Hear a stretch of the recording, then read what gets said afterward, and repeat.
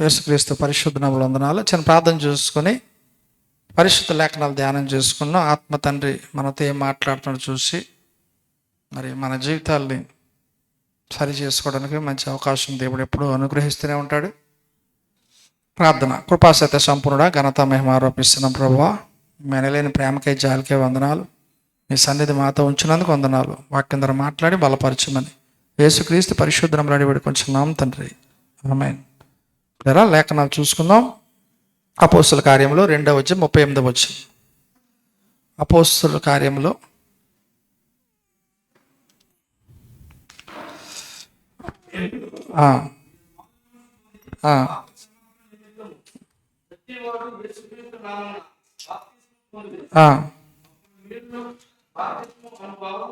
చాలండి. ఇక్కడ పెంతెకోస్తు దినాన పేతురు ప్రసంగంలో ఒక మాటను మనం జ్ఞాపకం చేసుకొని, మీరు మారు మనసు పొంది పాప క్షమాపణ నిమిత్తము మీరు బాప్తిసం తీసుకుంటే మీకు పరిశుద్ధాత్మ వరం ప్రభువు అనుగ్రహిస్తాడు అని పేతురు మాటలు మనం ఒకసారి జ్ఞాపకం చేసుకుని, మారు మనసు గురించి మరి ఏ విధంగా మనం మారు మనసు చెందుతాం. ఎందుకంటే యేసు ప్రభు దేవుడని తెలుసుకుంటే సరిపోదు అంటే బ్రతుకు మారిపోయిందని భ్రమలో ఉంటే సరిపోదు. నిజంగా మన మనసు మారితే మన జీవితం మారుతుంటుంది. ఎందుకంటే మనందరూ తెలుసు, మన మనసే మనిషిని నడిపిస్తుంటుంది. మనిషి మామూలుగా మన అంతరంగంగా ఉన్న స్వభావం ఎలాంటిదంటే, రోమిల్ రాసిన గ్రంథము 7వ అధ్యాయము 23వ వచనం. రోమిల్ రాసిన గ్రంథము 7వ అధ్యాయము 23వ వచనం. వేరొక నియమం నా అవయవంలో ఉన్నట్టు నాకు కనబడుచున్నది. అది నా మనస్సునందున్న ధర్మశాస్త్రముతో పోరాడుచు నా అవయవంలో ఉన్న పాప నియమమునకు నన్ను చెరపట్టి లోపరుచుకొనుచున్నది. చాలండి, ఇక్కడ గమనించండి ప్లేరా. ఈరోజు మరి మనము దేవుని సువార్త నిజంగా మనస్సు మారిందా అండి? ఎందుకంటే మనసు మారితే మన జీవితం మారినట్టే. చాలామంది మారు మనసు లేక బాప్తీసాలు తీసుకుంటుంటారు. సరైన సాక్ష్యాలు ఉండవు వాళ్ళకి. కారణం ఏమీ లేదు, సరైన మారు మనసు అనుభవం లేకపోవడం వల్ల. బాప్తీసంతో మారు మనసు రాదు, కానీ బాప్తీసం పొంది మారు మనసు పొంది పాప క్షమాపణ నిమిత్తం మనం అంటే ఎప్పుడైతే సువార్త విన్నామో, ఇక్కడ పౌలు ఒక మాట చెప్తున్నాడు. మనలో ఆదామును బట్టి ఒక పాప నియమం ఉన్నది. ఆ పాప నియమం మనల్ని బంధించేసింది. ఒక విధంగా చెప్తే మనం ఆ పాపానికి అమ్ముడుపోయాం అని. సో దానివల్ల ఏమవుతుందంటే, ఆ పాప నియమానికి మన మనసులో ధర్మశాస్త్రం పోరాటం జరుగుతుంటుంటుంది. మనసు మారాలనుకుంటారు, కానీ పాప నియమం ఏం చేస్తుందంటే, ఆ మనలో ధర్మశాస్త్రం అయితే దేవుని ఆజ్ఞలు ఇది చెయ్యాలి చేయకూడదు అనే విషయంలో ఓ పోరాటంలో పాపలోని వ్యక్తి జయించలేడని. తను తెలియక కాదు, అన్నీ తెలిసే చేస్తాడు. ఆదాం గురించి మన సాక్ష్యం 1 తిమోతిలో ఉంటుంది. ఆదాం తెలిసే పండు తిన్నాడని. దేవుడు ప్రశ్నించినప్పుడు కూడా తన సమాధానం తెలుసు. ఎందుకంటే దేవుడు తన పోలికలో నరుని చేసుకున్నప్పుడు జ్ఞానంతోనే నింపాడు. కానీ ఎప్పుడైతే పాపం చేశాడో, ఆ పాప నియమం ఆదాముని మనసు మార్చుకోకుండా చేసి భయం పుట్టించి దేవుడు దూరం చేసింది. ఇక్కడ పౌలు కూడా అదే చెప్తున్నాడు. ఒక మనిషిలో లేకపోతే ఒక వ్యక్తి రక్షణ పొందక ముందు తనలో ఉన్న పోరాటం ఏంటంటే, ఆ తనలో ఉన్న పాప నియమము మనసులో ధర్మశాస్త్రం పోరాడుతుంటుంటుంది. ఆ పాప నియమం వల్ల ఏమవుతుందంటే, మనిషి పోరాడలేక మనసు మార్చుకోలేక అదే స్థితిలో ఉండిపోతుంటుంటాడు. ఎప్పుడైతే సువార్త మనం వింటామో, పరిశుద్ధాత్మ దేవుడు మనల్ని ఒప్పింపచేస్తాడు. మనల్ని ఒప్పింపచేసిన తర్వాత దేవుడు తన జీవాన్ని మనకు అనుగ్రహిస్తాడు. ఆ జీవం వచ్చిన తర్వాత మనం ఆ పాప నియమాన్ని జయిస్తాం. చూడండి, రోమిల్ రాసిన గ్రంథము ఇదే కంటిన్యూషన్లో చెప్తాడు. మనం క్రీస్తునందు ఏ విధంగా మార్చామో చెప్తాడు. రోమిల్ రాసిన గ్రంథము 1:2 చూడండి, 8వ అధ్యాయం 1-2. కాబట్టి ఇప్పుడు క్రీస్తు యేసునందున్న వారికి ఏ శిక్షావధియు లేదు. క్రీస్తు యేసునందు జీవమునిచ్చు ఆత్మ యొక్క నియమము పాప మరణములను నియమం నుండి నన్ను విడిపించింది. చాలండి. ఇక్కడ ఎప్పుడైతే పరిశుద్ధాత్ముడు మనం ఒప్పింపజేస్తుంటాడో, చూడండి, ఇవన్నీ బాప్తీసం తీసుకోకముందు జరిగే క్రమం. పరిశుద్ధాన్ని ఒప్పింపజేస్తున్నప్పుడు ఆయన ఏం చేస్తుంటాడంటే తన జీవాన్ని మనకు నింపుతాడు. ఎందుకంటే ఆదామును సృష్టించినప్పుడు మనుషుడు జీవాత్మగా చేశాడు, మీ అందరికి తెలుసు. నాసిక్ అందులో ఉదగా మనుషుడు జీవాత్మ అయిన ఉంటుంది. పాపం చేశాడో జీవం పోయిన ఆత్మ ఉంది, దాన్ని చచ్చిన స్థితి అంటాం. మీరు పాపల చేత అపరాధం చేత చచ్చిన వారి ఉండగా ఆత్మకు స్పందన ఉండదు. ఇంకా ఉట్టి శరీరం ఒకటే పనిచేస్తుంది, ప్రాణం ఉంటుంది మీకు. అందుకనే లోక 12లో ఒక ధనవంతుకు యేసు ప్రభు చెప్తారు, మీకు జ్ఞాపకం ఉందా లేదా? తనకున్న ఏమంటారు అవన్నీ పడగొట్టేసి మళ్ళీ కొత్తగా కట్టుకొని బాగా సంపాదించి, నా ప్రాణమా తినుము తాగము సుఖించుము అంటూ తన శరీరాన్ని తన ప్రాణాన్ని తృప్తిపరచుకుని పోషిస్తుంటాడు. దాని గురించి ఆలోచన, ఆత్మ గురించి ఆలోచించడు. అందుకే దేవుడు ఒక ప్రశ్న వేస్తాడు అక్కడ, ఈ రాత్రి దేవుడిని ప్రాణం తీసేస్తే నీ ఎక్కడికి వెళ్తావు? నీ సంపాదించిన ధనం ఎవరికి వెళ్ళిపోతుంది అని ప్రభు వారు ప్రశ్నిస్తారు. అందులో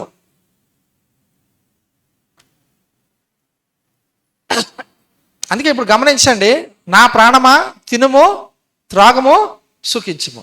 దావీదు ప్రాణం దేనికోసం ఆలోచిస్తుంది చెప్పండి? దావీదు ప్రాణం దుప్పి నీటి వాగుల కొరకు ఆశపడుతున్నట్లు వ్యత్యాసం ఉందా లేదా?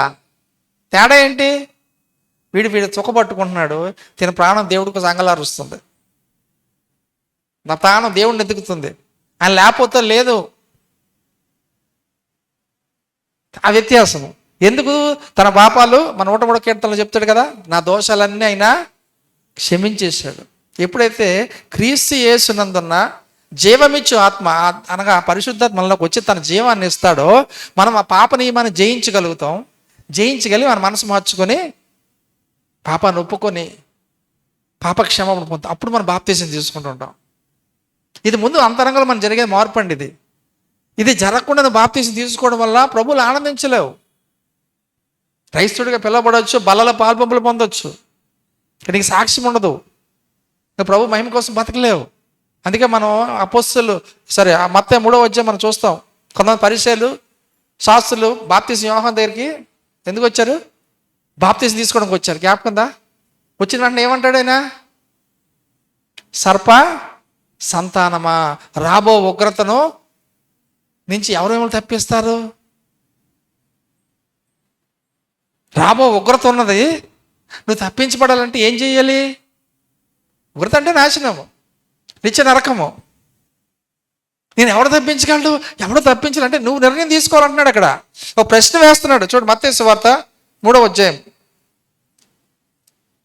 మత్తయి సువార్త 3వ అధ్యాయం 7వ వచనం చూడండి నేను మాటలు. అతడు పరిసయ్యుల్లోను సద్దుకీయుల్లోను అనేకులు బాప్తిజం పొందవచ్చుట చూచి, సర్ప సంతానమా, రాబో ఉగ్రత తప్పించుకొనుటకు మీకు బుద్ధి చెప్పువాడెవడు? మారు మనసుకు తగిన ఫలము ఫలించుడి. అబ్రహాం మాకు తండ్రి అని మీలో మీరు చెప్పుకొని తలంచుకొనవచ్చు. చాలండి, గమనించండి. ఉగ్రత తప్పించడానికి దేవుడు బుద్ధి చెప్తుంటాడు సువార్త ద్వారా. కొంచెం కఠినంగానే ఉంటుంది, అది భయపెట్టడం కాదు, కానీ నేను హెచ్చరిక చేస్తుంటాడు.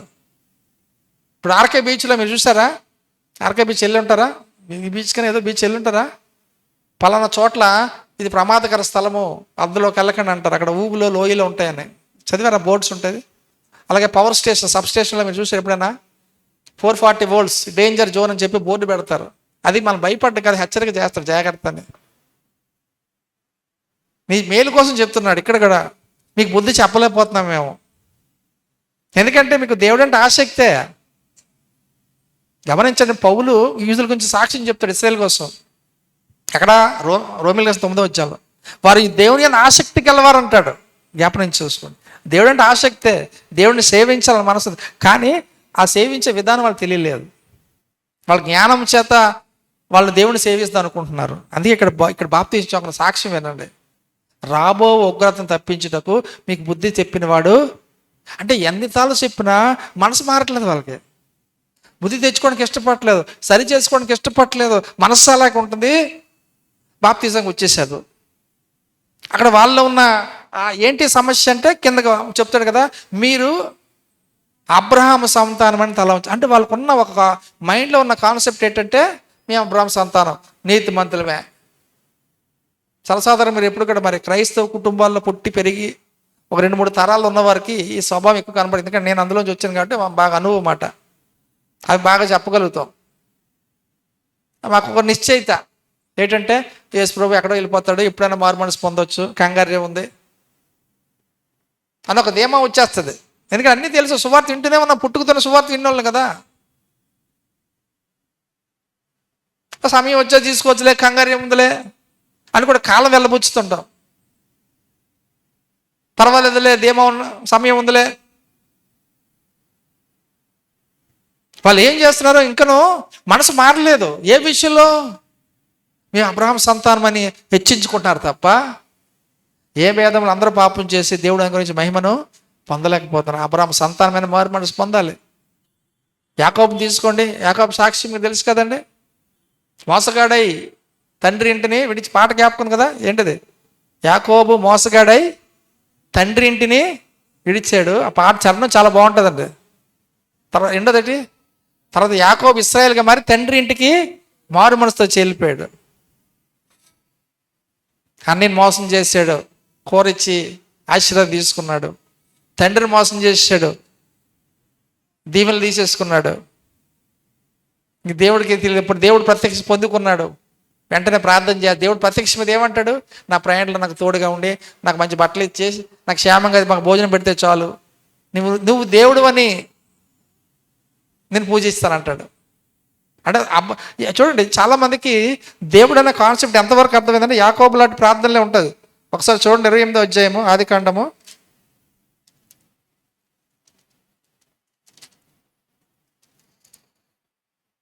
28వ అధ్యాయము 20వ వచనం చూడండి. 20-21.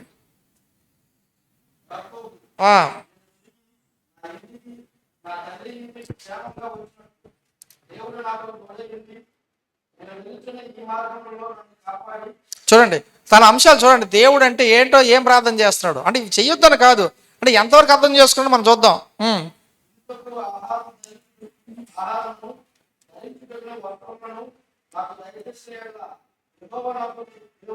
చాలండి. ఇప్పుడు దేవుడు అంటే ఏంటంటున్నాడు? నాకు భోజనం పెట్టి, నాకు వస్త్రాలు ఇచ్చి, నా మార్గంలో ప్రయాణంలో సహాయం చేసి, నాకు తోడే ఉండొచ్చు. ఆయన దేవుడు. అలాగే అర్థం ప్రార్థన చేసి అలకించాడు, కాపాడాడు, కాదట్లేదు. కానీ మనం మోసం చేసిన సంగతి, అన్యాయం చేసిన వారికి అన్యాయం చేసిన కొలది ప్రతిఫలం ఉంటుంది. జాగ్రత్త వినండి. ఇందులో పక్షపాతం లేదు. కొలసీ పత్రిక 3వ అధ్యాయం చివరి వచనం ఉంటుంది. సొంత తండ్రిని మోసం చేశాడు. అది ఎంత తల్లి ప్రోత్సాహం ఉంటే మాత్రం, నీకు తప్పని తెలుసు, తల్లి ప్రోత్సాహం వద్దని చెప్పినప్పుడు వద్దనే కదా. పర్వాలేదు నేను చూసుకుంటానంటే మాత్రం నీకు మనస్సాక్షి లేదా? నీకు జ్ఞానం లేదా? ఇప్పుడు ఏం ప్రార్థన చేస్తున్నాడు దేవుడు ప్రత్యక్షమయ్యాక? నాకు తోడై ఉండి, నా ప్రయాణంలో తోడుగా ఉండి, నాకు వస్త్రాలు ఇచ్చేసి, నా భోజనం ఇచ్చే. మనిషికి ఇంకెంత ఏంటి కావాలి? ఇదే కదా కావాలి. ఇంతకంటే ఏం కావాలి మనిషికి? అలా చేస్తానంట నాకు దేవుడే అని. దేవుడు అంటే దేవుడు అని అంతవరకు అర్థం చేసుకున్నాడు. బ్రతుకు మార్పు కొంచెం ఏమి చింతలేదు. దేవుడు సహాయం చేస్తాడు, కనికర సంపన్నుడు, కృప చూపిస్తాడు. కానీ మరి 20 ఏళ్ళు మోసం చేస్తున్నాడు కదా, 20 ఏళ్ళ ఫలితం అనిపించాడండి. 1 కాదు 2 కాదు, మీరు చదివితే. గొడ్డు సాకరి అంటారు చూసారా? గొడ్డు సాకరి చేసాడండి. సంతోషం లేని జీవితం అండి. ఆనందం అనేది లేదు. భార్యలో బిడ్డలో కుటుంబాలు ఉన్నాయి. మోసం చేసిన ప్రతిఫలం అనిపిస్తున్నాడు. తిరిగి బయలుదేరినప్పుడు కూడా యాకోబు అయినప్పటికీ దేవుడు విడిచిపెట్టలేదండి. జాగ్రత్త. ఒక దర్శనంలో కళ్ళ చూపిస్తాడు, చూడు మీ మామగారు నేను ఎలా మోసం చేస్తున్నాడో, తనకు రావాల్సిన గొర్రెలను తీసేసుకుంటున్నాడు, దొంగచాటుగా దాచేస్తున్నాడు, తన కొడుకు తన మీ మేనమామని చెప్తాడు. బయలుదేరతాడు. యాసావుని ఎదుర్కొనే వరకు భయంతోనే గడుపుతాడండి. అప్పుడు అర్థమైంది, ఈరోజు నా అన్నయ్య నన్ను ఎందుకు పగబట్టాడు. కాలం గడిచిపోతే మర్చిపోతాడు కాదు కదా. అతిక్రమము దాచిపెట్టేవాడు ఎప్పటికీ వర్ధిల్లలేడండి. ఏ చిన్నదైనా పెద్దను ఒప్పుకొని విడిచిపెట్టాలి. నేను సాక్షి విన్నాను, బహుశా మీలాంటి వినే ఉంటారు. మా పాస్టర్ గారు సువార్త కేరళ వెళ్ళారట, జెరాక్స్ తీసుకున్నారట, డబ్బులు ఇవ్వడం మర్చిపోయారట, వచ్చారట ఆంధ్ర. దేవుడు జ్ఞాపకం చేసి 2 రూపాయలు ఇవ్వలేదంటే మళ్ళీ వెళ్ళి ఇచ్చి వచ్చారట. నిజమంటది. అతిక్రమం ఏమన్నా? నీ పొరుగువారిది ఏది కూడా నువ్వు ఆశించకూడదు. ఆజ్ఞలు ఉన్నాయి కదా, ఇవన్నీ ధర్మశాస్త్రాలు ఉన్నాయి. నువ్వు ఒకళ్ళు ఇంకా నువ్వు పూర్తిగా జయించలేందుకు వీటితో పోరాడుతుంటావు. నీ మనసులో ఉందో ధర్మశాస్త్రం తెలియక కాదు. అందుకే ఆదాము పళ్ళుండు తెలిసే తిన్నాడని తిమోతికి పౌలు రాస్తాడు. అవ్వ మోసపోయింది కానీ ఆదాము మోసపోలేదు, తెలిసే తిన్నాడు. తను వద్దని తెలుసు, చచ్చిపోతామని తెలుసు, కానీ పర్వాలేదు. ఎందుకంటే దేవుడు సరిగ్గా అర్థం అవ్వకపోతే, దేవుడు ఎవరో పూర్తిగా తెలుసుకోకపోతే పర్వాలేదు, ధీమా వచ్చేస్తుంది. ప్రతిఫలం మనం అనుభవించాలి, నీతో పడిన కుటుంబం అనుభవించాలి. ఆలోచించండి, యాకోబు అంత భయపడి తెలుసండి. తనతో పడుతున్న భార్య బిడ్డలు అందరూ ఇంకా ఒకటి కాదు ఇద్దరు కాదు కదా, 400 మందిని రెడీ చేసుకున్నాడు చంపడానికి. 20 సంవత్సరాల నుంచి పగబెట్టి కూర్చున్నాడు. 20 సంవత్సరాలు కష్టపడుతున్నాడు, 20 సంవత్సరాలు పగతో రగిలిపోతున్నాడు. ఎవరికి క్షేమం లేదండి, ఎవరికి క్షేమం లేదు. అప్పుడు రాత్రి అంతా ఏం చేశాడు, ఎబ్బోకి అందరిని పంపించేసాడు. ఒక్కడే ఉంటే పని అవుతుంది నాకు. గుంపులుగా పంపించేశాడు. మొదటి భార్య పిల్లలు, రెండో భార్య పిల్లలు, మొదటి దాసి పిల్లలు, రెండో దాసి పిల్లలు, ఆ గుంపులుగా అన్ని పంపించేసి ఒక్కడే రాత్రి అంతాను. హోషేయ గ్రంథంలో ఉంటుంది, అది ఆదికాండలో ఉండదు. దేవునితో బతిమాలుకున్నాడు. మరి గత జీవితం ఒప్పుకోవాలి కదా, పరిశుద్ధాత్మని నేను ఒప్పింపచేసిన ఒప్పుకొని విడిచిపెట్టాలి కదా. అతిక్రమం దాచుకుంటే ఏమవుతుంది? వర్ధిల్లలేవు. భౌతికంగా వర్ధిల్లొచ్చు, ఆత్మ సంబంధంగా అది కూడా నష్టమే. కష్టపడ్డాడు, సుఖం లేదు. చదివారా? ఎండకేంటి మంచుకు తడిసి నా కంటికి నిద్ర లేకుండా బతికాను అన్నాడు. ఈరోజు ఆ పోరాటం మనందరి జీవితంలో ఉంటుంది. అదే పరిశుద్ధాత్మను ఒప్పింపజేసిన తర్వాత నువ్వు అని ఆహ్వానించగలిగితే, పరిశుద్ధాత్మను ఒప్పింపజేస్తే నువ్వు లోబడితే ఏమవుతుందంటే ఆయన నిన్ను ఏం చేస్తాడు, తన జీవముతో నింపుతాడు. ఎప్పుడైతే ఆ జీవం నీలోకి వస్తుందో నీ ఆత్మకి బలం చేకూరి నువ్వు పాప నియమాల నుంచి నువ్వు విడుదల పొందుతావు, జయం పొందుతావు. అది మారు మనసు అనుభవం అండి. ఈ అనుభవం వచ్చినప్పుడు నీవు దైవజనుల దగ్గరికి వెళ్ళి బాప్తీసం తీసుకుంటావు. ఎందుకంటే నీ మనసు మారిపోయింది, నీ పాపాలు ఏమైంది, ఇప్పుడు క్షమాపణ వచ్చేసింది. పాపాలకు ఏమైంది? క్షమాపణ వచ్చేసింది.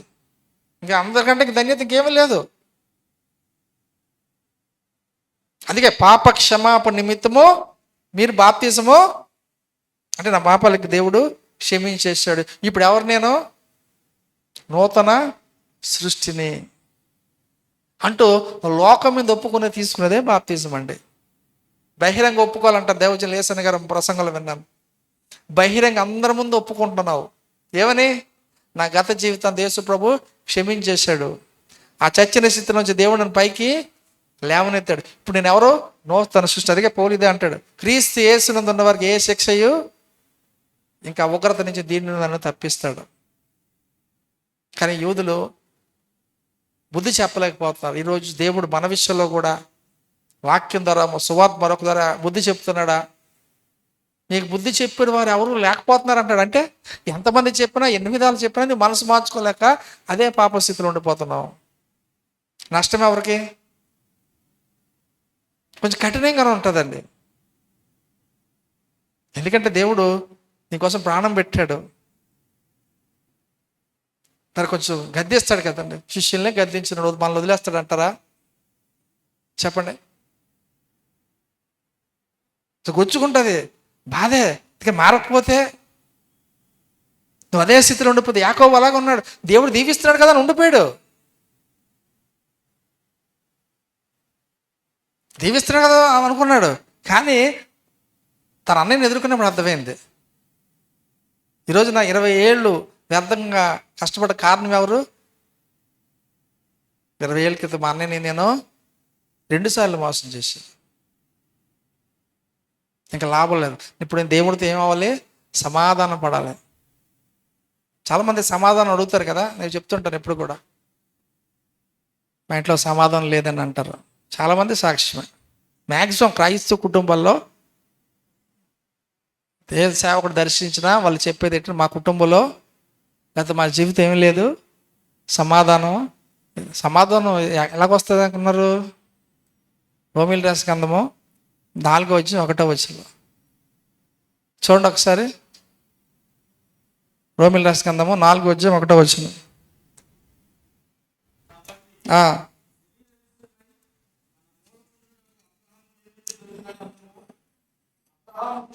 క్షమిస్తాడు. 5:5. కాబట్టి విశ్వాసం మూలమున మనము నీతిమంతులుగా తీర్చబడి మన ప్రభువైన యేసుక్రీస్తు ద్వారా దేవునితో సమాధానము కలిగి ఉంది. ఏముందండి? విశ్వాస మూలంగా. ఇప్పుడు యాకోబు విశ్వాసం ఏంటి? కన్నీటితో నేను నా పాపాలు ఒప్పుకుంటే దేవుడు నన్ను క్షమిస్తాడు. అందుకే వెంటనే చదివారు కదా, దేవుడు చెప్పిన పాట, ఇక్కడి నుంచి నువ్వు యాకోబు కాదు, నువ్వు మోసగాడు కాదు. ఎందుకు? నీ అతిక్రమం నా దగ్గర నువ్వు ఒప్పుకున్నావు. ఇప్పుడు ఎవరు నువ్వు? ఇశ్రాయేలువి. ఇశ్రాయేల్ అని కొత్త పేరు పెట్టాడు. చూడండి, ఆ జాతికి ఆ పేరు ఉండిపోయింది. ఎప్పుడు పెట్టాడు పేరు? మన బాప్తిసం తీసుకుని పేరు పెడతాం కదా. ఎప్పుడు? బ్రతుకు మారినప్పుడే పేరు పెట్టాడంటే దాని అర్థం ఏంటి తెలుసండి? నీ బ్రతుకు మారింది, ఈ పేరు తగ్గ బ్రతుకు నువ్వు. సేవకుడు సొంతగా పెట్టాడు. ఆత్మ తండ్రి ఒకళ్ళ ఈ మధ్యన కొంతమంది పెట్టుకోవట్లేదు కావాలని. ఏంటంటే, నాకు పాత జీవితం నేను సాక్ష్యం చెప్తాను. సరే, వ్యక్తిగతం అది, నేను ఏం తప్పు పట్టట్లేదు. పేరు మార్చుకున్నంత మాత్రం ఏమి మారు మనసు లేదని నేను చెప్పట్లేదు. కొంతమంది పేరు మార్చుకోవాలని కోష్టపడుతుంటారు, పేరు మారుస్తారు. పేరు మార్చి ఏమంటారు? ఈరోజు నుంచి నువ్వు పలానా డేవిడ్ డొమ్మల మోజెస్ అంటారు. అంటే ఏంటి? ఇప్పుడు నువ్వు బ్రతకాలని నీ నుంచి దేవుడు ఆ భక్తిని ఆశిస్తున్నాడు. నీ ద్వారా నేను ఈ విధంగా మహిమ పొందవాలని ఆశపడుతున్నాను. ఊరికనే పేరు పెట్టండి. బైబిల్ అంతట్లో మీరు చూడండి, ఫ్యాన్సీ కోసం పెట్టినట్టు పేర్లు కాదు ఇవి. ఇప్పుడు ఈరోజు కొత్త కొత్త పేర్లు ఎలాగొస్తాయో తెలుసు కదా. ఫాదర్ నేమ్ 2 అక్షరాలు, మదర్ నేమ్ 2 అక్షరాలు, కొత్త పేరు వచ్చేస్తుంది. అవునా? కొత్తగా సృష్టిస్తున్నారు. అసలు ఆ పేర్లు డిక్షనరీలు కూడా ఉండవు, గ్యారంటీ కాదు. సరే, వ్యక్తిగతం అది కాదంటలేదు. కానీ దేవుడు బిబ్లికల్గా మనం ఆలోచన చేస్తే, ఇక్కడి నుంచి నువ్వు యాకోబు కాదు. ఎందుకు? నువ్వు మోసంతోనే బతికావు, ఆయన నేను కాపాడుతూనే ఉన్నాను. ఇప్పుడు నువ్వు తప్పు తెలుసుకున్నావు. విశ్వాసం ద్వారా ఆ నమ్మకం ఏంటంటే, నేను పాపాలు ఒప్పుకుంటే దేవుడు నన్ను క్షమిస్తాడు. అందుకే అంటాడు, విశ్వాసం మూలంగా మనం నీతిమంతులుగా మార్చబడి యేసు ప్రభు ద్వారా దేవునితో సమాధానం. అంటే ఇప్పుడు ఇంకా ఆయనకి నీకు మధ్యవర్తి ఏం లేదు. ఇప్పుడు ఆదాం పిలిచినప్పుడు పారిపోవడానికి ఏమేం లేదు. ఇంకా తిరిగి దర్జాగా ప్రభు అని వెళ్ళిపోవచ్చు. ఇంకా ఆయన ఎదురుపడినప్పుడు నీ హృదయంలో ఇంకా దోషారోపణ ఉండదు. ఇంకా అయ్యో నేను పాపం చేస్తే నీకు భావన ఉండదు. నువ్వు దేవునితో సమాధానం పడ్డావు కదా. అది వచ్చేసిందంటే నీ జీవితంలో ఆనందం ఇంకెవరు ఒప్పుకోలేరండి. అది రావాలి మన క్రైస్తవుడికి. అప్పుడే మన నోటి నుంచి వచ్చే పాటలు కానీ, మన హృదయం నుంచి వచ్చే పాటలు కానీ ప్రభుని గర్వకరం ఉంటుంది. నాట్యం ఆడే నా అంతరంగం జీవితం నుంచి అని వస్తుంది. అవునా? అంతరంగం నుంచి నాట్యం అంతరంగంలో ఉంటుంది కాదు కదా. అంతరంగంలో ఉన్న సంతోషాన్ని బట్టి బయట నాట్యము వస్తుంది. అదే మేకాలకి దావీదు భార్యకి పిచ్చోడు అనిపించింది, కానీ దావీదుకి తెలిసి ఆనందం ఏంటో. ఎక్కడో గొర్రెలు కాపు తీసుకొచ్చి నిలబెట్టాడు. అసలు ఏమాత్రం అర్హత లేదు నాకు. చాలామంది దేవుడు అందుకే చెప్పాను, అతిక్రమం దాచిపెడితే వర్ధిల్లాడు, ఒప్పుకొని విడిచిపెడితే. అందుకే చాలామంది వర్ధిల్లలేరు. దావీదు వర్ధిల్లలేదా? ఎలాగా? గొర్రెల కాపురు తీసుకొచ్చి సింహాసనం కూర్చి. చిన్న విషయం అండి అది. అసలు గొర్రెల కాపరు ఎక్కడా? అలా అన్నీలే తునీకరించారండి. అసలు నువ్వు యుద్ధం చూడడానికి ఎందుకు వచ్చావు? నీ హృదయం అంతా దుష్టంతో నిండిపోయిందని గద్దించారు. యుద్ధం చూడడానికి వచ్చినప్పుడే గొలియాతును జయించాడు. తర్వాత శ్రమలు సౌలు చేత తరవబడ్డాడు, ఎన్నో ఉపకారాలు చేశాడు. మన 103 అదే కదా చదువుతాం, ఆయన చేసిన ఉపకారాలు దేనిని మరువక అని రాస్తుంటాడు. అన్నీ మీరు చదివారు, ఇంటికి వెళ్ళి చదవండి. నాకు దేనికి ప్రతిఫలం ఇవ్వలేదు. చూసారా 103 కీర్తన 103 కీర్తన 10వ వచనం, 103:10 చదవండి. మన పాపములను బట్టి మనకు ప్రతీకారం చేయలేదు, మన దోషములను బట్టి మనకు ప్రతిఫలం ఇవ్వలేదు. చూడండి, మన పాపాలను బట్టి మనకి ఏం అవ్వాలి? యాక్చువల్గా ప్రతిఫలం పొందాలి. కానీ యాకోబు ఒప్పుకున్నప్పుడు ప్రతిఫలం ఇవ్వలేదు. ఒప్పుకొని క్షమాపణ పొందాడు, కన్నీటితో దేవుని పాదాలు కడిగాడు కాబట్టి ప్రతిఫలం ఇవ్వలేదు. తన దోషాలను బట్టి ప్రతిఫలం ఇవ్వలేదు. సరికదా, భూమి కంటే ఆకాశం ఎంత ఉన్నతంగా ఉందో అంత కృపనిచ్చాడు. కృపను బట్టే కదా ఈరోజు మనకు క్షమించబడ్డాం. తప్పిపోయిన కూడా సాక్ష్యం జ్ఞాపం పెట్టి, కృప అంటే సింపుల్గా చెప్తానండి, తప్పిపోయిన కూడా సాక్ష్యమే. పరలోకపు తండ్రికి నీకు వ్యతిరేకంగా నేను పాపం చేశాను, నీ కుమారుడు అనిపించే యోగ్యత నాకు లేదు. అదే కృప. తండ్రింట్లో చేర్చుకున్నాడు. దేవుడు క్షమించాడు, నీ పేరు రాసా, దేవుడు మార్చమని నీ దేవుడే మార్చేశాడు నీ పేరు. నీ జీవితం మారిపోయి నాకు అదే కావాలి. ఎందుకంటే మీ తాత ద్వారా, మీ తండ్రి మీ ద్వారా గొప్ప ఉద్దేశాలు, ప్రణాళిక ఉంది. నేను ఏర్పాటు చేసుకున్నాను, నేను మహిమకరంగా నిలబెట్టకుండా, నువ్వు లోకాన్ని వెలుగు, నువ్వు లోకానికి ఉప్పుగా ఉండాలి. చాలామంది బాప్తిజం పొందేసాను, వచ్చాను, వెళ్ళిపోయిన అయిపోయింది అనుకోకండి. అంతవరకు కాదు. నువ్వు సరిగ్గా జీవించగలిగితే నీ ద్వారా గొప్ప అనేక మంది వెలిగించాలి దేవుడు ఆశపడుతున్నాడు. నీ కుటుంబం, బంధువు, గ్రామాల్లో, నీ వీధిలో వెలిగించబడతారు. ఊరికినే ఏదో అనలేదు ఆ మాట, గమనించండి. నీ ద్వారా ఎంతమంది ప్రభువులోకి రావాలి. చూడు, దానియేలు గ్రంథంలో ముగ్గురు ఎవరు స్నేహితులు, షడ్రక్ మేషక్ అప్పుడు జ్ఞాపకం ఉందా? పడేశారు. ఎక్కడ? అగ్నిగుండంలో పడేశారు. బయటకు వచ్చేసారు. అంతటితో అయిపోయిందా? ఏం జరిగింది చెప్పండి. ఇప్పుడు ఏం జరిగింది చెప్పాలి. ఏం జరిగింది? ఇంటికి వెళ్ళి స్తుతి కూటం పెట్టుకున్నాడా? ఇంకేమైనా కార్యాలు జరిగాయా? ఏం జరిగింది చెప్పండి. రాజుగారు దేవుడు తెలుసుకున్నాడండి. నిజంగా మీ దేవుడే దేవుడు, మీ దేవుడు జీవగల దేవుడు, సజీవమైన దేవుడు. అది సాక్ష్యం, అది వెలిగించడం అంటే. ప్రాణాన్ని పెడతాం కానీ మా సాక్ష్యం మారదండి. ప్రాణాన్ని పెడతాం, సాక్ష్యం మాత్రమేమో మేము యేసు ప్రభువుని వదలమండి. రాజుగా దెబ్బకి వాళ్ళు ఎవడో అన్యులండి. వాళ్ళు బబులోను రాజ్యం ప్రపంచాన్ని ఏలుతుంది. అప్పుడు చాలా బలమైన రాజ్యం. మీరు బబులోని చరిత్ర కానీ ఎక్కడ జరిగితే బుక్స్ కానీ యూట్యూబ్లో చూడండి, ఉంటుంది. అది రాజును ఓడించారంటే, అది రాజ్యం పడిపోయిందంటే ఆశ్చర్యం వేస్తుంది.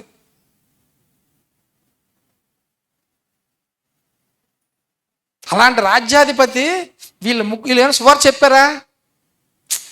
ఏం చెప్పలేదు. మేము ఆయన తప్ప ఇంకొకరు ఎవరిని మేము సేవించలేము, అంతే. ఆయన తప్ప ఒక దేవుడు ఉంటే సరిపోదు, నేను తప్ప వేరొక దేవుడు ఉంటే సరిపోదు. అంతేకాకుండా కష్టం వచ్చిన నష్టం వచ్చినా ఇంకొకరు మేము ఎట్టి పరిస్థితుల్లోనే సేవించలేము. మా ప్రాణం ఆయన కాపాడే కృప, ఆ శక్తి ఉందానికి కాపాడిపోయినా పర్వాలేదు. ఆ ఒక్క సాక్ష్యంతో రాజుగారు మారిపోయారు. తర్వాత దానియేలు గురించి వస్తుంది, జ్ఞాపకం ఉందండి. సింహం బోన్లు వేస్తాడు. ఆ రాత్రి నిద్ర పట్టదని. అప్పటికే ఆ రాజుగారికి ఎవరికి దేవుడు గురించి తెలిసిపోయింది. ఈ దేవుడు మామూలు దేవుడు కాదు, సజీవమైన దేవుడు, నిజంగా ఉన్నాడైనా, పరలోక ముందు ఆసీనుడై ఉన్నాడైనా అని తెలుసుకొని పాపం ఏమంటే శాసనం ఇచ్చిన బాధపడతాడు, తప్పించాలని చూస్తాడు. కానీ అప్పటికే మిగతా వాళ్ళందరూ అప్పటికే ఈ ఎవరు శాస్త్రులు, మంత్రులు ఉంటారు కదా, వాళ్ళందరూ దానియేలు ఇబ్బంది పెట్టాలని బలవంతంగా రాయించేస్తారు. రాత్రి మీరు గమనించండి, రాజుగారు నిద్ర పట్టదని ఉంటుంది. రోజు రాత్రులు గారికి ఏంటంటే విందును, నాట్యాలు ఉంటాయి, పాటలు, ఎంటర్టైన్మెంట్ కోసం. ఆ రోజు అవన్నీ క్యాన్సిల్ చేయించి రాత్రి అంతా నిద్రపోలేదట. తెల్లవారు లేచి వెంటనే ఎక్కడికి వెళ్ళాడు తెలుసండి? ఎక్కడికి వెళ్ళాడు? సింహం బోధరికి వెళ్ళాడు. వేసిన ప్రశ్న తెలుసండి. ఆ ప్రశ్నతో తెలిసిపోద్దండి వాళ్ళు ఎంత సాక్షిగా ఉన్నారో. ఏంటా సాక్ష్యం? జీవము గల దేవుని సేవకుడు దానియేలు, నీ దేవుడు నిన్ను రక్షించనా. ఆయన ఫస్ట్ జీవం గల దేవుడు అని తెలుసుకున్నాడు. రెండోది, ఆయన రక్షిస్తాడు నమ్ముకుంటే. అది సాక్షి. దేవుడు మన క్రైస్తవ సంఘాన్ని నుంచి ఆ సాక్ష్యాలు ఎదురు చూస్తున్నాడు.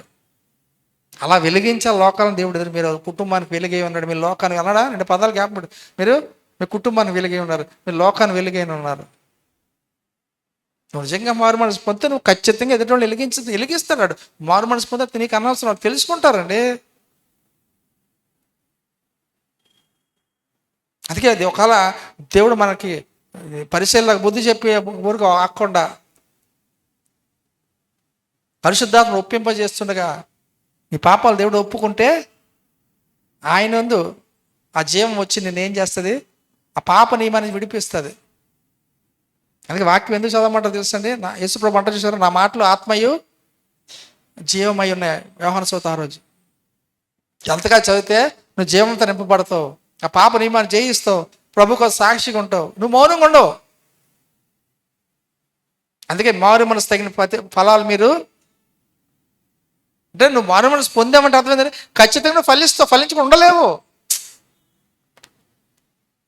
నువ్వు ఉండలేవు. ఇంకా నీ సాక్షి నువ్వు పనిచేసే చోట, నువ్వు ఉన్న చోట వాళ్ళు చెప్తారు, అయ్యా ఏంటి మాట తీరు మారిపోయిందండి, వీళ్ళందరిలాగా ఉండరండి. కొంచెం చోట శ్రమ రావచ్చు,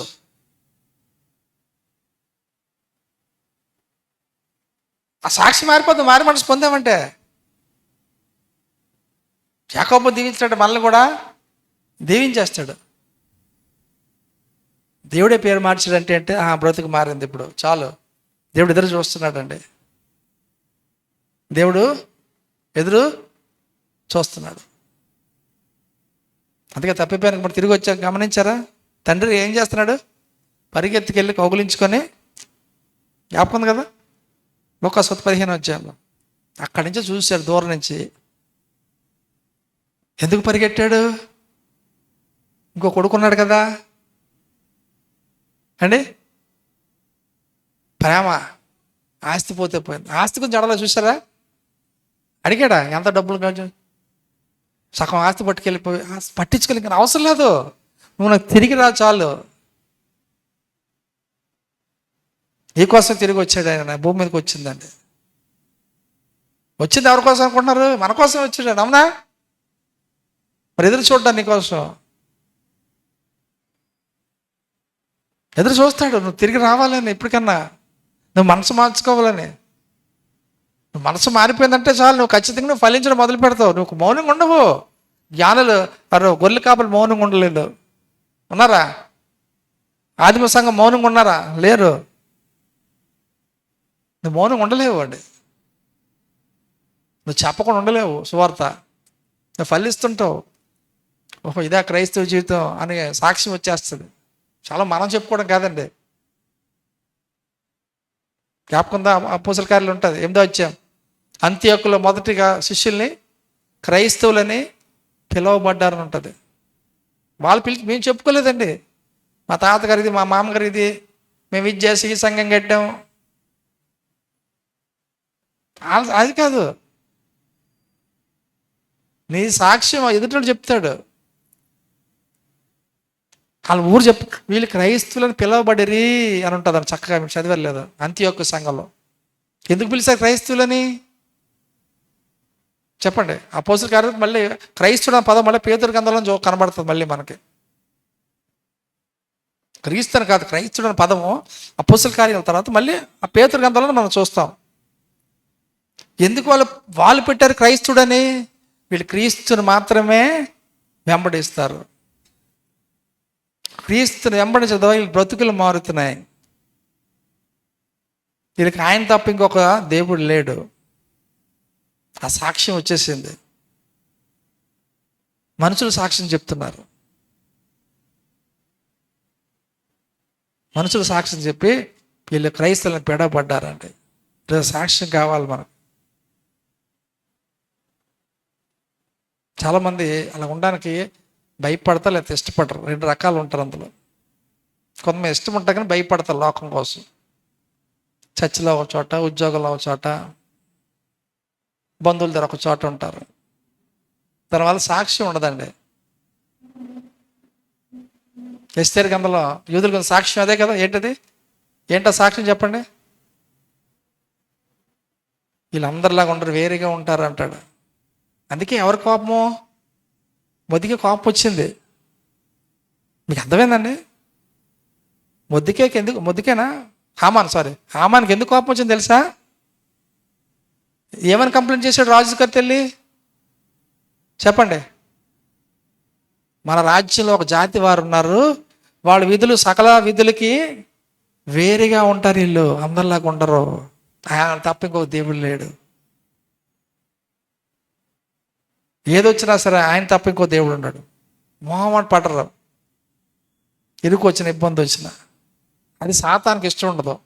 మీరు గమనించారా? అందుకే హామాను కంప్లైంట్ చేసి ఎంతవరకు తెగించాడు తెలిసి ఏమంటాడు? అయ్యా వీళ్ళు మీతో ఉంటే, మీ రాజ్యంలో ఉంటే మీకు ఇబ్బంది, ఒక శాస్త్రం తయారు చేయండి. ఆ సంవత్సరం చివరి నెల 12వ నెల మనందరినీ వాళ్ళని ఓచకోత అంటే తెలుసా? చంపడం కాదు. ఏమంటారు? ఓచకోత అంటే అలా నరుక్కుంటూ వెళ్ళిపోవడమే. ఓచకోత అంటారు దాన్ని. ఎక్కడ యూదురా నరికి వెళ్ళిపోవడమే. రాజుగారికి ఏం తెలుసు? ఆడ రాజ్యం ఎప్పుడు ఏ రాజు అయినా సరే ఏం చేస్తాడు? తన రాజ్యం కోసం ఆలోచిస్తాడు. అల్లరి ఉండకూడదు, ఇబ్బంది ఉండకూడదు, పదవి పోకూడదు. సరే సహజంగా ఎవరినో నమ్ముతాడు కదా రాజుగారు అన్నాక. తన దగ్గర ఉన్న పిఎల్లో మంత్రులు ఎవరో నమ్ముతారు కదా. హామాను నమ్మాడు.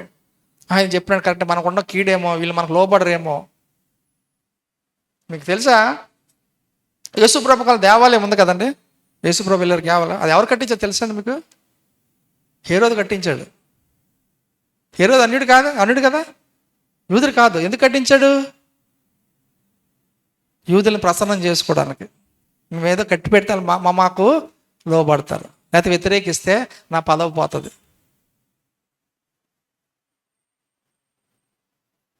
హామాను సాక్ష్యం చెప్పించి శాస్త్రం తీయించాలని చూశాడు. చివరికి తర్వాత మీకు ఆ కథ అంతా మీకు తెలుసు. ప్రార్థన చేశారు, శాసనాలు మార్చారు,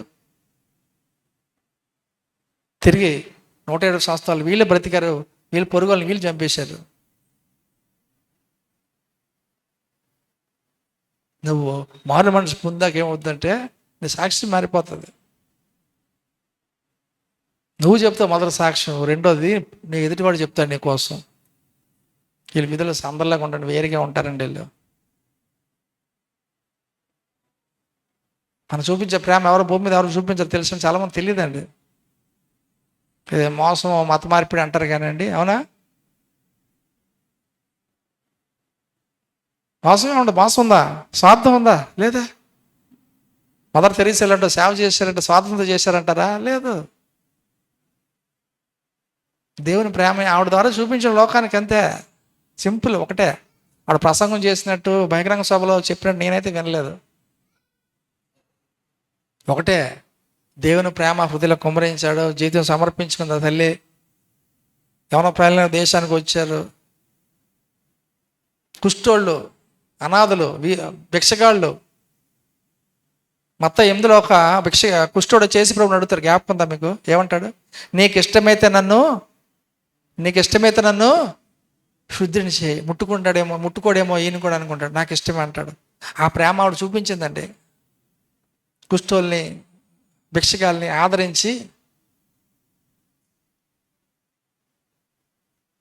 అర్థమైందా? ఇప్పుడు అందుకే కదా విదేశీ సహాయం ఆపేస్తున్నారు. కొత్తగా బిల్లు పెట్టారు తెలుసు కదా, FCRA బిల్లు. పార్లమెంట్లో గొడవలు అవుతుంది తెలుసా? ఆ బిల్లు వస్తే పైనుంచి సహాయం అయిపోతుంది. మన కోసం కదా సహాయం, ఎవరి కోసం?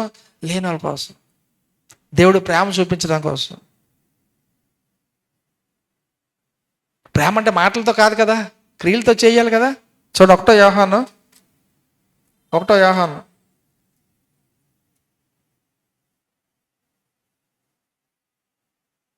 3వ అధ్యాయం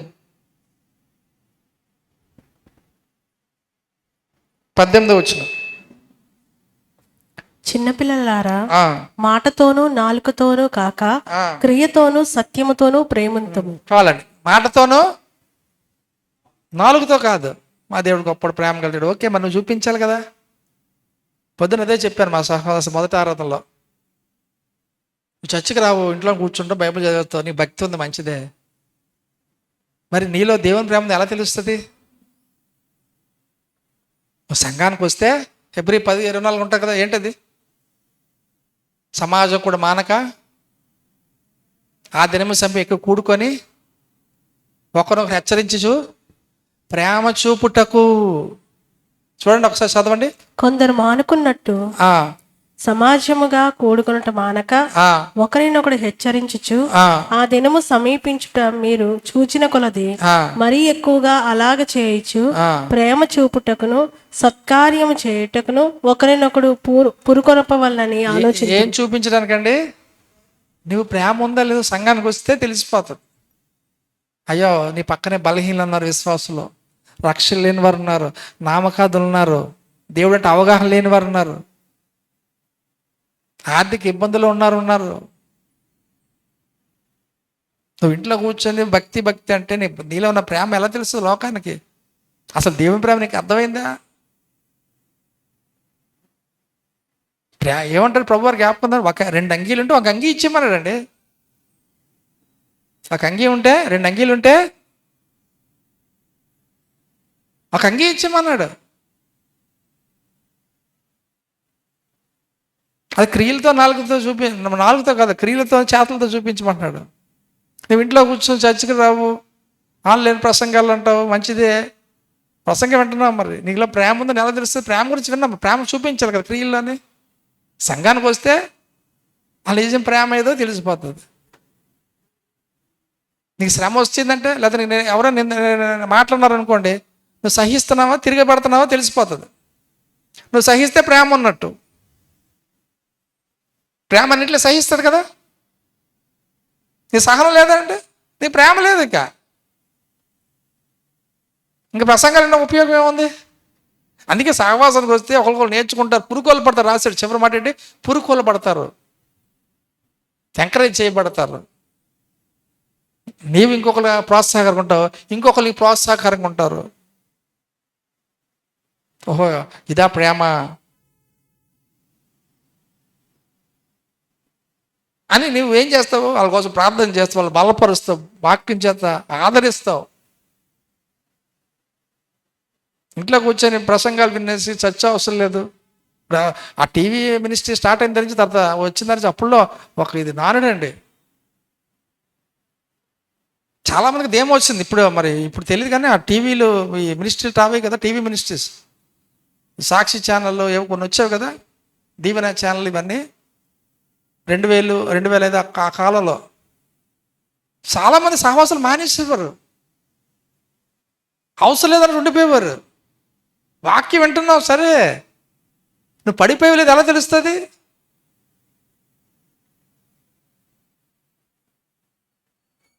నీలో ప్రేమ ఉందో ఎలా తెలుస్తుంది? ఒక నాయకత్వం నీకు ఉండాలి కదా. ప్రత్యక్ష గుడారంలో పైన గుడారం ఉంటుంది చూసారా? పైన గుడారం 3 స్టేజ్లు ఉంటుంది పైన. నాయకత్వం ఉండాలి, నాయకుడు కావాలి నీకు, అంటే కాపరు ఉండాలి నీకు. కాపరు లేకపోతే ఏమవుతాయి? గొర్రెలు చెదిరిపోతాయి. నీకు అర్థమైంది కరెక్ట్ కదా? ఎవరు చెప్తారు? నా పాస్టర్ అవసరం లేదండి, నాకు అన్నీ తెలుసు, దర్శనాలు వచ్చేస్తే.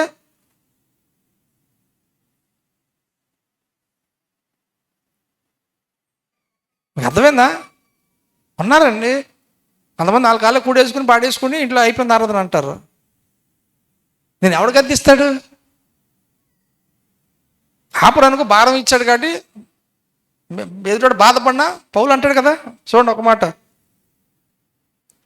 1 కొరింథీ పత్రిక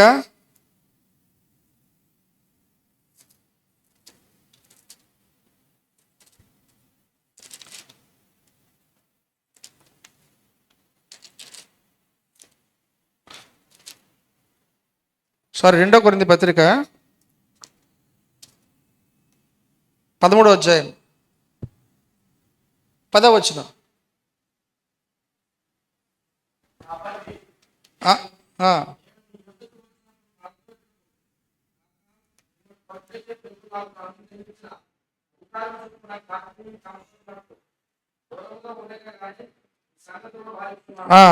మేము ఎందుకు చెప్తున్నాం, పడదోయడానికి కాదు కానీ కట్టుటకే. ఎవరిచ్చారు అధికారం? ఎవరిచ్చారు?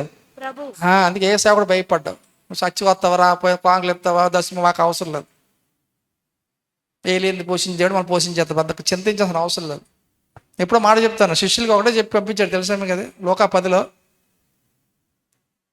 ఇప్పుడు సువార్తకి వెళ్ళారంటే బోల్డ్ అని ఎయిర్పోర్ట్లకి వెళ్తుంటారు. పులిహారలు, పెరుగన్నాలు, మినరల్ వాటరు. ఆ రోజుల్లో శిష్యులు యేసుప్రభు ఎలా పంపించారు తెలుసండి? మీరు వెళ్ళిపోండి, మీతో ఏమి సంచి జాలి ఏమి సువార్తకి తీసుకెళ్ళండి, ఎవరు భోజనం పెడతా అన్నాడు. ఎవడు పెడతాడో తెలియదు, పెడతాడు. అదే నేర్పించాడు. మాకు చింత ఉండదు, ఎదుటోడు బాధపడతాడు, సంఘం బాగానేస్తాడు, వెళ్ళిపోతాడు.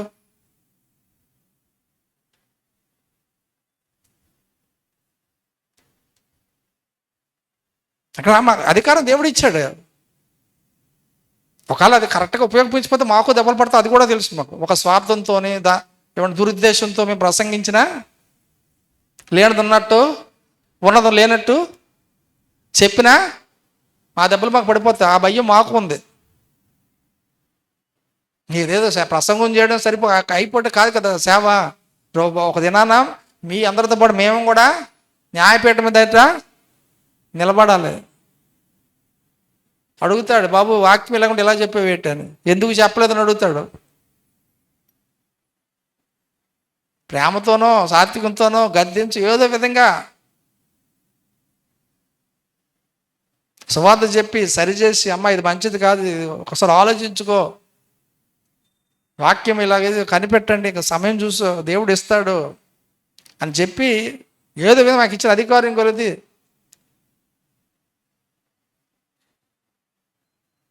మీరు గత సంవత్సరం ఒక దైవజాన్ని చంపేశారు కదా అమెరికాలో, జ్ఞాపకంలో సువార్త ఎక్కండి. చాలామంది చంపేసిన తర్వాత సంతోషంతో వాళ్ళు ప్రకటనలు ఇచ్చారు. మీరు యూట్యూబ్లో చూసారు లేదు?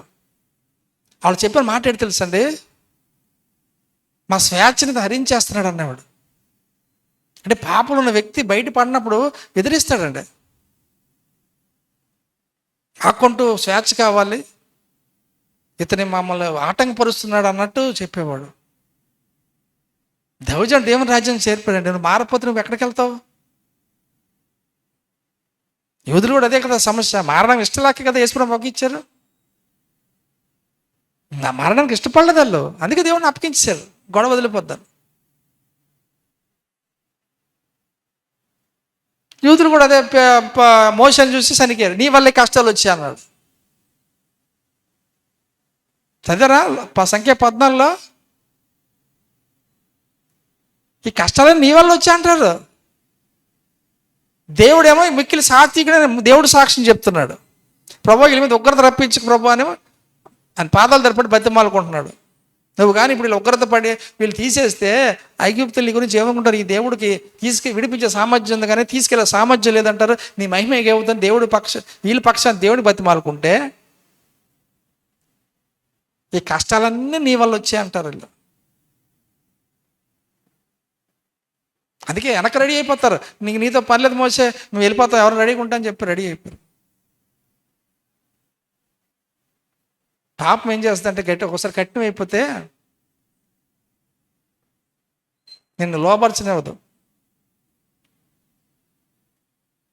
అందుకే మారు మనసు పొంది క్రీస్తు యేసునున్న జీవం ఇచ్చే ఆత్మను మనం పొందుకోగలిగితే ఆ దేవుడు మనల్ని తన జీవంతో నింపుతాడు. ఆ జీవం మనలోకి వచ్చినప్పుడు మనలో ఉన్న పాప నియమాల నుంచి మనం ఏమవుతాం? విడుదల పొందుతాం. దేవుని సులువుగా లోబడతాం. మార్పు చెంది సాక్షిగా బ్రతుకుతాం. అట్ట ఆ మారు మనసు మనందరూ కలగని దేవుడు మన దగ్గర నుంచి ఆశపడుతున్నాడు. యాకోబే కాదు, మన దగ్గర కూడా అంతే. అందుకే ఈ రోజు నుంచి నువ్వు యాకోబు కాదు, ఇశ్రాయేలు దేవుడే పెట్టాడు పేరు. ఎందుకు? మనుషులతోని దేవునితోని పోరాడావు. పోరాడంటే గద్దించో కాదు. హోషేయ 12 ఉంటుంది. ఏంటది? కన్నీటితో రాత్రి అంతా దేవుని బ్రతిమాలుకున్నాడు. ఎందుకంటే అతిక్రమం దాచిపెట్టేంత వరకు నువ్వు ఏ విషయం భౌతికంగా వర్ధిల్లొచ్చు, ఆత్మీయంగా వర్ధిల్లలేవు. అన్నీ ఉన్నాయి. సంతానాన్ని ప్రేమించలే, భయం వేసింది, ఏసను ఎదుర్కోలేకపోయాడు. ఎందుకు? గతంలో నేను చేసిన అతిక్రమం.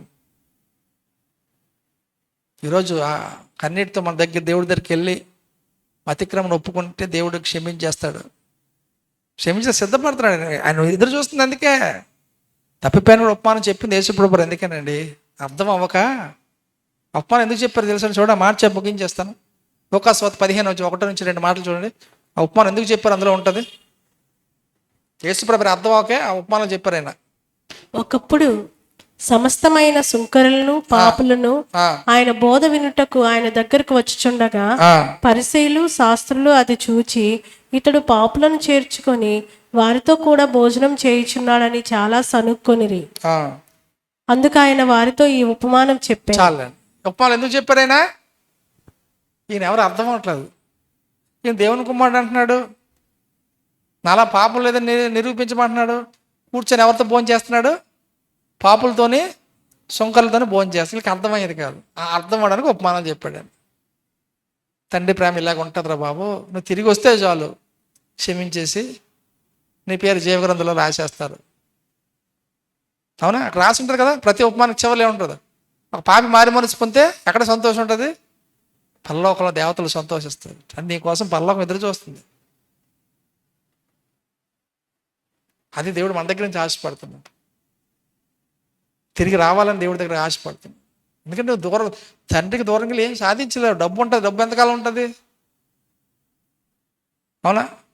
యాసవ సాధించాడు. ఏం సాధించగలిగాడా? నెమ్మది లేదు. ఏమన్నా పారిపోయాడు, ఏం సాధించాడా? దేవుడు దూరంగా ఎవ్వరూ ఏమీ సాధించలేరు. ఆయనతో అంటుకట్టుబడి ఉంటేనే మనము ప్రభువు కోసం ఫలిస్తాం. ఆలోచన చేసి క్రీస్తు యేసులో జీవం ఇచ్చు ఆత్మ యొక్క నియమము మనలో ఉంటే, ఆ నియమం అంట మనలో ఉన్న పాప నియమాన్ని మనం విడిపిస్తుంది. ఎప్పుడైతే విశ్వసించావో ఆత్మదేవుడు నీళ్ళకి వచ్చింది, జీవంతో నింపి నీళ్ళు ఉన్న పాప నియమాన్ని జయించి అందులోంచి విడిపించి నీ నూతన సృష్టిగా చేస్తాడు. అదే మారు మనసు అండి. అంటే ఇప్పుడు ఏమైంది? నీ పాపానికి ఇప్పుడు క్షమాపణ వచ్చేసింది. దేవుడు నీ మీద ఇక్కడ చదివాక 103 కీర్తనలు ఏమంటే, మన పాపాలను కానీ ప్రతిఫలం ఇవ్వలేదు, మన దోషాలకైనా ప్రతిఫలం ఇవ్వలేదు. అంటే ఎందుకు? తానే శిలువలో అనిపించాడు, మనకి క్షమించేశాడు. లేకపోతే మనం ఉగ్రత పాలవ్వాల్సి ఉంది. ఆ కృపను జ్ఞాపకం చేసుకుని అటు మారు మనసు కలిగి పాప క్షమాపణ బాప్తీసం తీసుకుంటే పరిశుద్ధాత్మ వరం మనందరం కూడా నింపబడి ప్రభు మహిమ కోసం బ్రతుకుతాం. దేవుడి మాటలు దీవించుక కళ్ళు మూసుకొని ప్రార్థన చేసుకుని, కృపా సత్య సంపూర్ణుడా గలతా మహిమ ఆరోపిస్తున్నాం ప్రభా. ఉదయకాలం సన్నిధి నుండి మారు మనసుకుని కొన్ని విషయాలు మాకు నేర్పించారు. విన్న వాక్యం ఫలింపు చేయండి. దుష్టుడు వాక్యం దొంగిలించకుండా నీరు కట్టి ఫలింపు చేయమని. ఎవరైతే మరి ఇంకా మారు మనసు పొందకుండా రక్షణ వాయిదా వేస్తున్నారో, నేడే రక్షణ ఇప్పుడు అనుకూల సమయం లేఖనాలు చెప్తున్నాయి. అటు వారందరూ మార్పు చెంది నూతన సృష్టిగా మార్చబడి వాళ్ళ పేర్లు జీవితం లెక్కించబడి పరిశుద్ధ గుంపులోకి చేర్చబడ్డ కృప చూపించి మహిమ పొందుకోండి. యేసుక్రీస్తు పరిశుద్ధ నామములో అడిగి వేడుకొంచున్నాం తండ్రి. ఆమేన్. అందులో లేచినట్లయితే పిల్లలు కాంగ్రెస్ ఎత్తి పట్టుబడతాయి.